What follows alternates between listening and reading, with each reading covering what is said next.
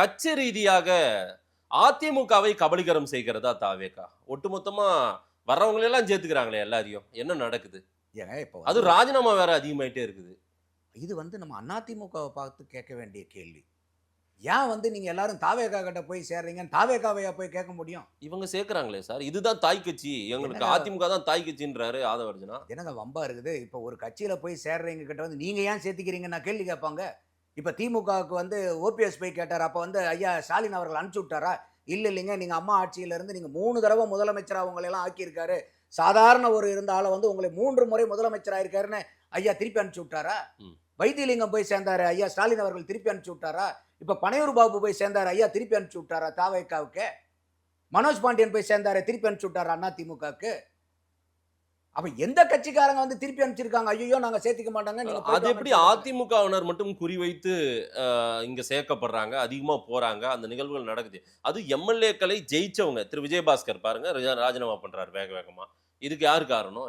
இங்க ஏதோ ஒரு ஆஃபர் கிடைக்குதுன்றதுனால தானே அதை ரிசைன் பண்றாங்க. ஏன்னா மக்கள் ஓட்டு போட்டு ஜெயிச்சவங்க ரிசைன் பண்ணிட்டு அங்க போறாங்கன்னா அப்ப வேற ஏதோ ஒரு பெரிய ஆஃபர் இருக்கு போலயே. அதை தான் சொல்றேன். இந்த கேள்வி நம்ம அதிமுகவை பார்த்து கேட்கணும். ஒரு எம்எல்ஏவா இருக்கிறது கூட இப்போ விஜயபாஸ்கர் நீங்க சொன்னனால கடந்த 4 முறையா ஜெயிச்சிட்டு இருக்காரு. ஆமா, 2011 இருந்து தொடர்ந்து ஜெயிச்சிட்டு வராரு. இன்னும் குறிப்பா சொல்ல போனோம்னா இந்த தேர்தலில் தான் அவருடைய வாக்கு வித்தியாசம் அதிகமான வாக்கு வித்தியாசம் 62,000 வாக்கு வித்தியாசத்துல ஜெயிச்சிருக்காரு.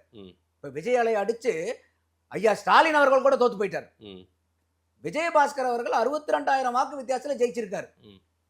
கடம்பூர் ராஜா அவர் பேசும்போது சொல்றாங்க, அன்னைக்கு அந்த ஒரு பேட்ச் போய் சனிக்கிழமை ஆனா அங்க இணைப்பு விழா நடக்கிற அளவுக்கு எல்லா கட்சியிலும் ஆளுங்க போயிட்டு இருக்காங்க.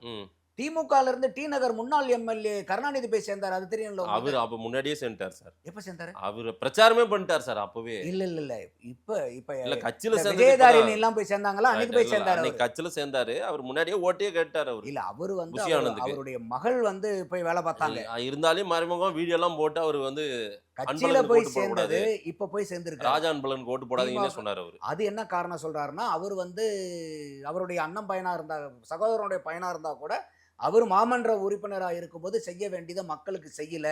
திருப்பி அவருக்கு சீட்டு கொடுக்கும்போது அவருக்காக நான் போய் முட்டு கொடுக்க முடியாது, மக்கள்கிட்ட அந்த அளவுக்கு கோபமா இருக்குங்கிறனால தான் நான் அவருக்கு போய் பிரச்சாரம் பண்ணலன்னு இதையும் பேசியிருக்கிற வீடியோ நான் பார்த்தேன்.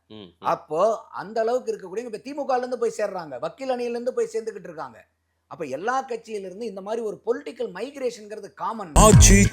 எந்த சமையலும் ருசி தேடும் ரகசியம் 20 ரூபாய்.